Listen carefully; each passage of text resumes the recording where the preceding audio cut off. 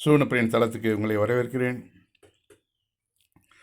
இந்த நம்ம பார்க்குற இது வந்து திருவண்ணாமலை தொப்பி அம்மாவாம்.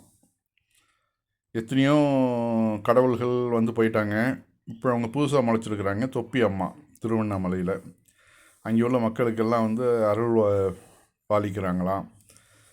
இது வந்து நம்மளால் புரிஞ்சிக்க முடியல. எப்படி இவங்கள் மேலே நம்பிக்கை எப்படிலாம் நம்பிக்கை வைக்கிறாங்க? ஆன்மீகம்னா என்ன? கடவுள்னா என்ன? கடவுளோட கொள்கைகள் என்ன? கடவுள் எப்படி இருக்கணும்? அந்த எந்த ஒரு புரிதலும் இல்லாமல் அந்த அம்மாவை பார்த்தாக்க ஒரு பைத்தியம், ஒரு அரை பைத்தியம் மாதிரி தெரியுது. இந்த கிழிஞ்சு போன உடம்பு, அந்த துணியெல்லாம் ஒரே நாற்றம் எடுத்து போய் குளிக்காமல் கொள்ளாமல் அதில் வந்து அந்த துணியை பார்க்கும்போதே நமக்கு வாமிட் வரும். அப்படிப்பட்ட அந்த அம்மா வந்து வாழும் சித்தர்னு இவங்கெல்லாம் அதாவது 3 பேர் உலகத்தில் இருக்கிறாங்களாம். அதில் இவர் ஒரு சித்தராம். அதாவது உயிரோடு இருக்கக்கூடிய சித்தர்களில் இவர் ஒருத்தர் அப்படின்னு, இவங்க ஒருத்தங்க அப்படின்னு சொல்லிட்டு பரப்புரைகள் நம்ம பார்க்குறோம். நம்ம பெரியார் வந்து எந்த அளவு மூட நம்பிக்கைகளை எதிர்த்து போராடினார். அந்த மக்கள் வந்து நல்ல இடத்துக்கு வரணும், நல்ல நிலைமைக்கு வரணும், சுயமரியாதையோடு வாழணும். இங்கே பாருங்கள், அந்த ஆள் வந்து அப்படியே சாஸ்டாங்கமாக கீழே விழுவுறாப்புல. அந்த அம்மா பாட்டுக்கு கண்டுக்காமல் அப்படியே நேராக போயிட்டே இருக்குது. வரிசையாக நிற்கிறாங்க. அந்த அம்மா அதை பற்றிலாம் கேர் பண்ணலை, எதுவுமே சொல்லலை. அவர் மனநோய். தொடர்ந்து தொப்பி போட்டுருக்கிறதுனால அவங்களுக்கு வந்து தொப்பி அம்மாவாம். ஏதாவது அந்த ட்ரெஸ் எல்லாம் பார்த்தீங்களா, எவ்வளோ அழுக்கு படிஞ்சு போய் எவ்வளோ அருவறுப்பாக இருக்குது. அந்த அம்மாவை கொண்டு போய் ஒரு மனநல மருத்துவமனையில் கொண்டு போய் அட்மிட் பண்ணணும். மனநலம் பாதிக்கப்பட்டிருக்காங்க அந்த அம்மா, அது நல்லாவே தெரியுது. அவங்கள கொண்டு போய் மனநல மருத்துவமனையில் கொண்டு போய் வச்சு ட்ரீட்மெண்ட் கொடுக்காம அவங்க வந்து அருள் பாதிக்கிறாங்க. சித்தர், உலகத்திலே வாழக்கூடிய 3 சித்தர்களை இவர் ஒருத்தர்னு சொல்லிட்டு அவரை வந்து வழிபடுறாங்க. இது வந்து பார்க்குறதுக்கு நமக்கு வந்து உண்மையிலேயே கடவுளுக்குள்ள ஒரு இலக்கணத்தையும் அவங்க வந்து மறந்துடுறாங்க. கடவுள்னா யார்? அங்கே பாருங்கள், சாஸ்திராங்கமாக அவர் கடந்து உருள்றாரு, நடு ரோட்டில் உருள்றாரு. இதனால் வந்து உடம்புக்கு எவ்வளோ சீக்கு வரும், எவ்வளோ தொற்றுகள், அந்த ரோட்டில் வந்து எவ்வளோ அசிங்கங்கள், எவ்வளோ இதெல்லாம் இருக்கும். அந்த பெரும் உடம்போட கடந்து உருண்டாக்க அதில் வந்து சின்ன சின்ன துகள்கள் ஏதாவது உடம்புல ஏறிச்சுனாக்க எவ்வளோ பெரிய இன்ஃபெக்ஷன் ஆகும். இது ஆரோக்கியத்துக்கு நல்லதா? இது ஆன்மீகம்னா என்ன? முதல்ல அந்த புரிதல் இல்லாமல் நடக்கிறாங்க இவங்க. எத்தனை பெரியார் வரணும் இன்னும்? அதாவது முகத்தில் அடித்தது மாதிரி அவர் பேசுகிறாரு.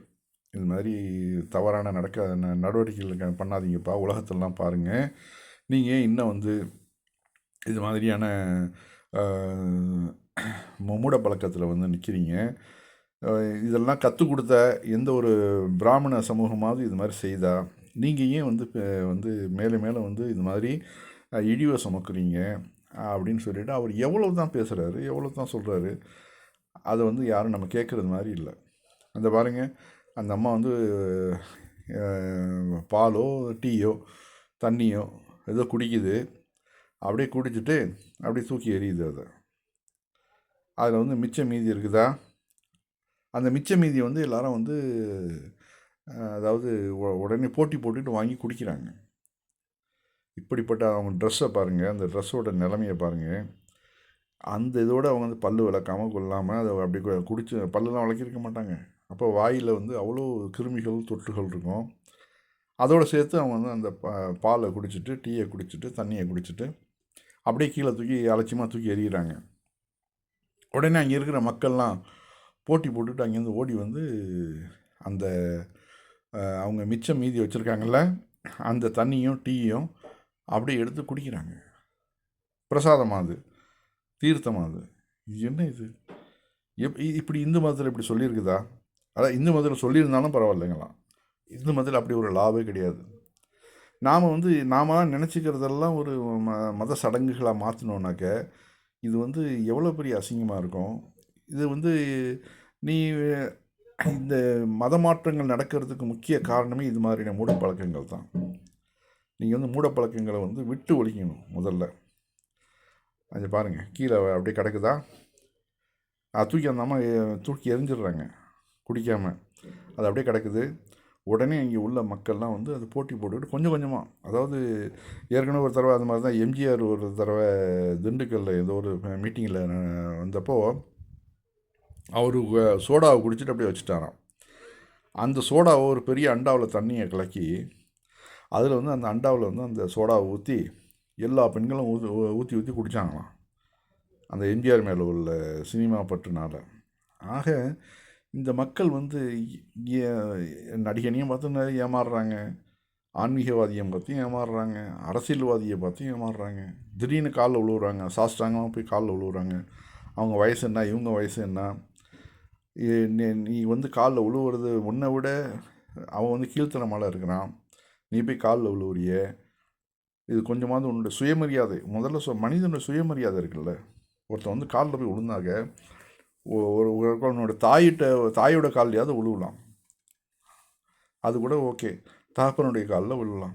அவங்கெல்லாம் வந்து உனக்காக வந்து உயிரை கொடுத்து சம்பாதிக்கிறாங்க, எல்லா வேலைகளும் பண்ணுறாங்க, அவங்க கால்லையாவது விழுவலாம். ஆனால் இஸ்லாம் வந்து அதை கூட தடை செய்யுது. தாய் தகப்பன் காலில் கூட விடக்கூடாது, இறைவன் ஒருத்தனுடைய காலில் தான் விழணும் அப்படிங்கிறது இஸ்லாம். இங்கே பாருங்கள், அந்த அம்மா இப்போ தூக்கி எறிஞ்ச அந்த டீ பால் அதை வந்து அப்படியே எடுத்து எல்லாம் கொஞ்சம் கொஞ்சமாக குடிக்கிறாங்க. புனிதம், தீர்த்தம் வந்து அந்த புனிதத்தை வந்து விட்டு கொடுக்கக்கூடாது, அதுலேருந்து ஏதாவது நமக்கு நன்மை நடக்கும் அப்படின்னு அவங்க நம்புகிறாங்க. இந்த நம்பிக்கையை வந்து யார் கொடுத்தது, யார் சொன்னது? இல்லை இவங்க வந்து செட்டப் பண்ணி இப்படி ஒரு ஆளுங்களை வச்சு ஒரு 4-5 பேர் குரூப்பாக செஞ்சு அவங்கள ஒரு பெரிய ஆளாக்கி அது மூலியம் காசு பண்ணுறதுக்காக பண்ணுறாங்களான்னு தெரியல.